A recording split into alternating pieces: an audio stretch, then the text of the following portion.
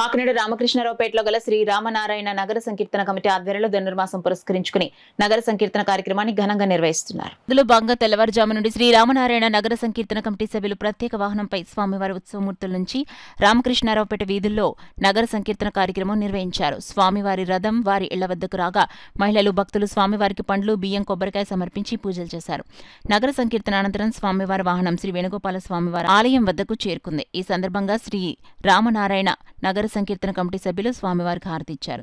ఈ కార్యక్రమంలో శ్రీ రామనారాయణ నగర సంకీర్తన కమిటీ అధ్యక్షులు కొయ్య రమణారెడ్డి, సెక్రటరీ వేణు, కార్యదర్శి రామచంద్రరావు, సభ్యులు కొయ్య సత్యనారాయణ రెడ్డి, రోకళ్ల సత్యనారాయణ, యేసు, అప్పలరెడ్డి, ఆలయ కమిటీ సభ్యులు, మహిళలు, భక్తులు పాల్గొన్నారు.